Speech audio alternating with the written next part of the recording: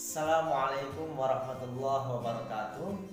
Halo teman-teman kelas 10 Madrasah Aliyah dimanapun kalian berada. Senang sekali saya bisa menyapa kalian di channel Ruang Temu, sebuah ruang untuk melakukan temu meski terpaut jarak dan waktu.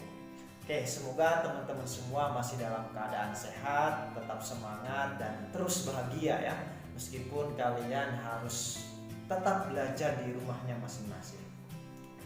Oke, pada kesempatan kali ini kita akan sama-sama mengkaji mengenai macam-macam hadis atau sunnah Nabi yang ditinjau atau dilihat dari aspek bentuknya. Nah, apa saja itu ya? Sebelumnya mungkin teman-teman sudah sering kali melihat, mendengar ataupun membaca hadis dari berbagai buku ataupun televisi ya, yang mana hadis-hadis tersebut sangat banyak sekali jumlahnya yang terdapat di dalam kitab-kitab yang sudah dituliskan oleh para ulama kita. Tetapi kita mencoba untuk melihat ya apa saja bentuk-bentuk yang terdapat di dalam suatu hadis itu. Nah, hadis atau sunnah ya, kalau dilihat dari segi bentuknya, para ulama membaginya ke dalam 4 bentuk ya. Yang pertama ada yang namanya sunnah qauliyah, kemudian sunnah fi'liyah, kemudian sunnah taqririyah, dan yang terakhir adalah sunnah amiyah. Nah, apa perbedaan dari keempat tersebut? Kita akan membahasnya secara terperinci satu persatu. Dan pertama ada sunnah qauliyah. Apa yang dimaksud dengan sunnah qauliyah?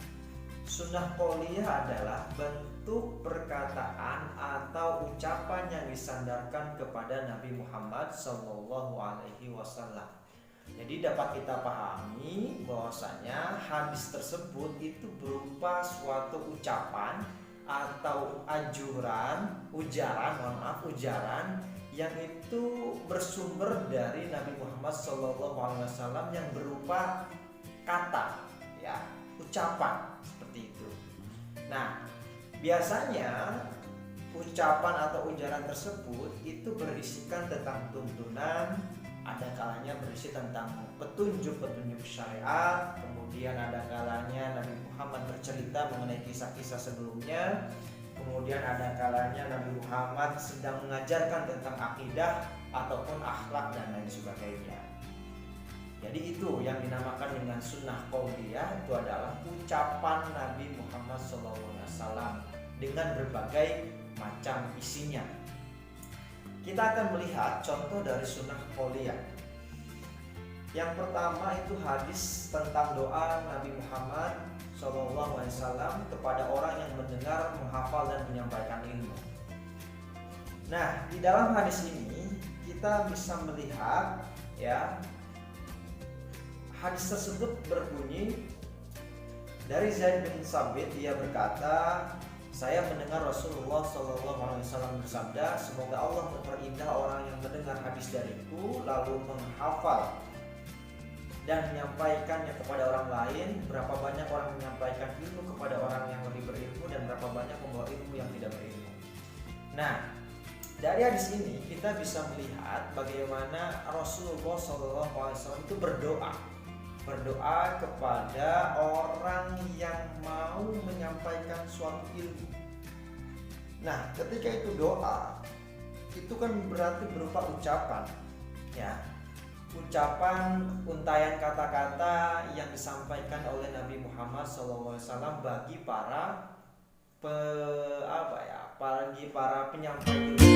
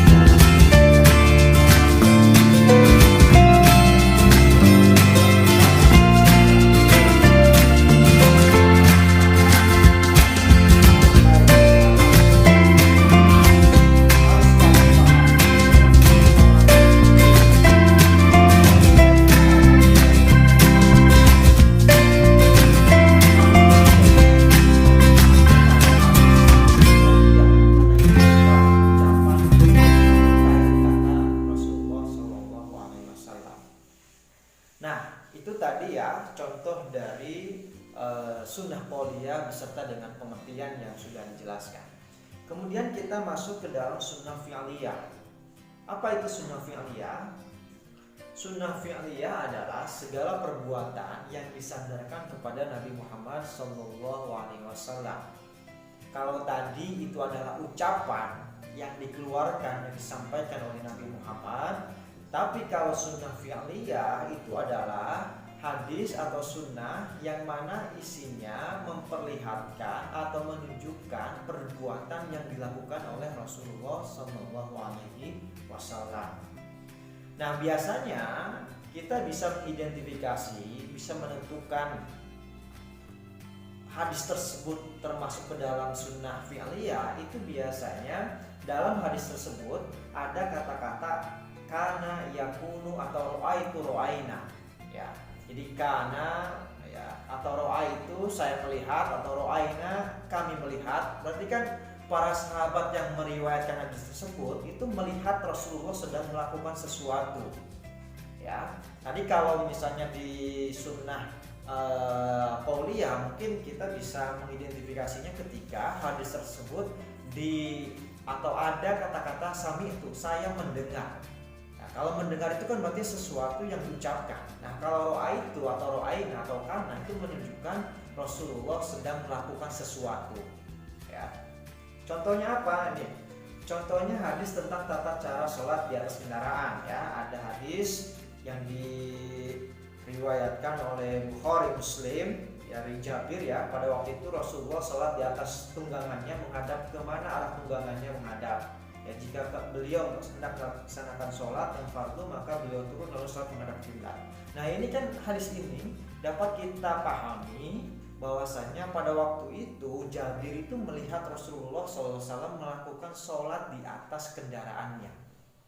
Ya, itu kan melihat perbuatan Rasul, dan itu memang dilakukan oleh Rasul, ya, sehingga perbuatan itu disandarkan kepada Rasul, tetapi kemudian disampaikan oleh para sahabat kepada kita semua, sehingga itu dinamakan dengan sunnah fi'liyah, ya, perbuatan yang dilakukan oleh Rasulullah SAW. Contoh yang lainnya itu hadis tentang tata cara sholat, ya. Selain kita melihat mungkin shollu kama ra'aitumuni, sholatlah kalian seperti kalian melihat aku sholat. Nah, hadis ini memang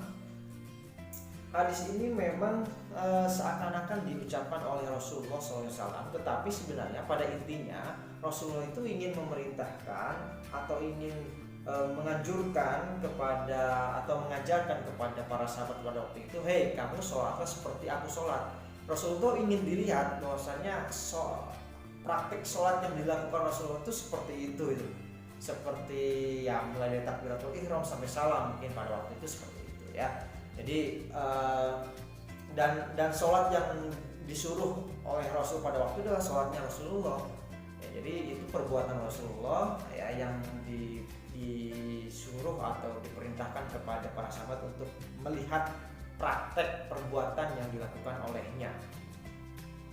Kemudian contoh yang lain itu ada hadis tentang tata cara manasik haji. Nah, di sini ada hadis yang diriwayatkan oleh Bukhari Muslim dari Jabir juga, bahwasanya ambillah manasik khudzu anni manasikakum, ambillah manasik tata cara melaksanakan haji.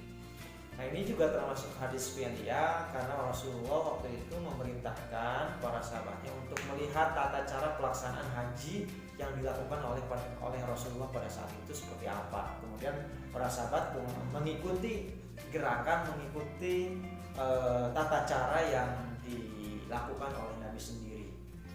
Ya, itu beberapa contoh hadis tentang fi'liyah. Sekali lagi, hadis fi'liyah itu adalah hadis yang berupa perbuatan Rasulullah yang kemudian ditiru atau diamalkan oleh para sahabat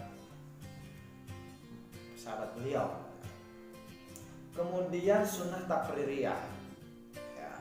Sunnah taqririyah menurut para ulama hadis adalah sunnah atau hadis Nabi Muhammad SAW yang berupa penetapan Nabi terhadap suatu perbuatan para sahabat yang diketahui Nabi, tetapi kemudian Nabi tidak menegurnya atau melarangnya, bahkan Nabi cenderung mendiamkannya. Kemudian ada yang mengatakan Sunnah takririyah itu adalah ketika Rasulullah membiarkan atau mendiamkan suatu perbuatan yang dilakukan para sahabatnya tanpa memberikan penegasan apakah beliau membenarkan atau menyalahkannya. Jadi kalau takririyah ini, takrir itu artinya ketetapan, penetapan kalau secara bahasa ya. Tetapi dimaknai di dalam ilmu hadis yaitu ketetapan Nabi yang mana pada waktu itu Nabi tidak membenarkan atau menyalahkan suatu perbuatan yang dilakukan oleh para sahabatnya. Contohnya, suatu ketika Rasulullah SAW diundang ke anggaplah suatu acara ya. Kemudian pada waktu itu pada acara tersebut dihidangkan itu dobias, jenis biawak kan. Ya, sejenis ya hewan yang biawak ya. Kemudian diriwayatkan Rasulullah itu bersabda, tidak, akan tetapi daging itu tidak terdapat di negeri kaumku, karena itu aku tidak memakannya. Nah, dari sini kan memperlihatkan bahwasanya Rasulullah itu ketika disediakan, dihidangkan biawak, beliau itu tidak memakannya. Kemudian Khalid berkata, lalu aku pun menarik dan memakannya sementara Rasulullah melihat ke arahku. Tetapi sahabat satunya yang bersama Rasul pada waktu itu, Khalid pada waktu itu mengambil daging biawak tersebut kemudian memakannya. Apa reaksi Rasul melihat perbuatan yang dilakukan oleh Khalid? Rasulullah tidak melarangnya, Rasulullah tidak memperbolehkannya, Rasulullah tidak mencegahnya, tetapi menurut hadis ini Rasul hanya melihatnya, hanya melihat Khalid tanpa memberikan komentar apapun. Nah, kemudian para ulama menetapkan bahwasanya itu adalah termasuk takrir ya, tidak atau mendiamkannya, tidak menetapkan secara tegas apakah itu boleh atau tidak. Nah, itu dinamakan dengan sunnah takririyah ya, contoh tentang daging biawak tadi. Kemudian ada contoh lagi tentang hadis tayamum ya. Jadi pada waktu itu Abu Sa'id Al-Khudri berkata, pernah ada dua orang bepergian dalam sebuah perjalanan jauh dan waktu sholat telah tiba, sedang mereka tidak membawa air. Lalu mereka berdua bertayamum dengan debu yang bersih dan melakukan sholat. Kemudian keduanya mendapati air dan pada waktu itu waktu sholat masih ada. Lalu salah seorang dari keduanya mengulangi sholatnya dengan air wudhu dan yang satunya tidak mengulangi. Kemudian mereka menemui Rasulullah SAW dan menceritakan peristiwa tersebut. Apa respon Rasul? Maka beliau berkata kepada orang yang tidak mengulangi sholatnya, kamu sesuai dengan sunnah dan sholatmu sudah cukup. Kemudian satu sisi Rasulullah juga bersabda dan beliau juga berkata kepada yang berwudu dan mengulangi sholatnya, bagimu pahala 2 kali. Ya, hadis riwayat Ad-Darimi.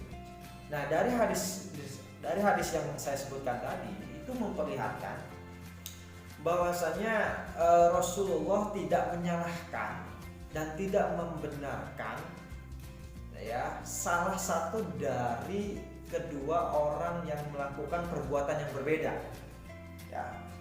Yang satu bertayamum ya. Kemudian setelah sampai ke tempatnya, ke rumahnya, pada waktu itu masih ada waktu untuk sholat, kemudian dia mengulangi sholatnya dengan cara berwudu, tetapi yang satu tidak melakukannya. Ya, yang satu cukup, kan tadi saya sudah sholat, saya sudah tayamum, jadi saya tidak mengulanginya.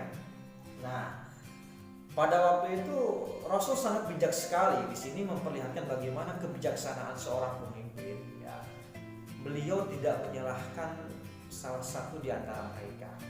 Ya, bahkan beliau ya berupaya mengapresiasi ya yang dilakukan oleh para sahabat yang melakukan wudu dan sholat, tetapi satu sisi Rasul pun tidak menyalahkan yang tidak mengulangi. Nah, ini dikatakan dengan takrir ya, takrir ketetapan Rasul yang mana beliau tidak menegaskan bentuk kebolehan dan ketidakbolehan suatu perbuatan tersebut. Kemudian yang terakhir itu adalah sunnah hamiyah. Sunnah hamiyah itu adalah sesuatu yang dikehendaki Nabi tetapi belum dikerjakan. Jadi suatu ketika Nabi ingin melakukan sesuatu, tetapi sesuatu yang diutarakan oleh Nabi tersebut belum kesampaian terlaksana. Itu dinamakan dengan sunnah hamiyah, keinginan hamiyah ya. Contohnya adalah tentang hadis menjalankan puasa pada tanggal 9 Asyura ya. Diriwayatkan bahwasannya Rasul pada waktu itu pernah bersabda, berpuasa pada hari Asyura dan juga memerintahkan para sahabatnya untuk berpuasa. Para sahabat berkata, wahai Rasulullah, itu adalah hari yang sangat diagungkan oleh kaum Yahudi dan Nasrani. Maka Rasulullah bersabda, pada tahun depan insya Allah kita akan berpuasa pada hari ke-9 Muharram. Tahun depan itu pun tak kunjung tiba hingga Rasulullah SAW wafat. Hadis riwayat Muslim. Nah, hadis ini menunjukkan bahwasanya pada waktu itu Rasulullah SAW ingin melaksanakan ibadah puasa pada tanggal 9 di bulan Muharram. Tetapi keinginan tersebut tidak sampai terlaksana karena pada waktu itu Rasulullah sudah dipanggil oleh Allah Subhanahu wa taala. Beliau wafat sebelum menjalankan keinginannya tersebut. Nah, itu dikatakan dengan hamiyah, sesuatu yang diinginkan ya, ingin dilaksanakan oleh Rasul tapi belum sempat terlaksana. Ya, itu ya beberapa bentuk sunnah atau hadis ditinjau dari segi bentuknya ya. Jadi ada sunnah qauliyah, sunnah fi'liyah, sunnah takririyah, dan yang terakhir adalah sunnah hamiyah. Ya, itu semoga teman-teman semua bisa memahami apa yang saya sampaikan. Ya, terima kasih teman-teman sudah menyimak penjelasan saya mengenai pembagian hadis dari segi bentuknya. Semoga bermanfaat. Kita jumpa kembali di ruang temu selanjutnya. Demikian, assalamualaikum warahmatullahi wabarakatuh.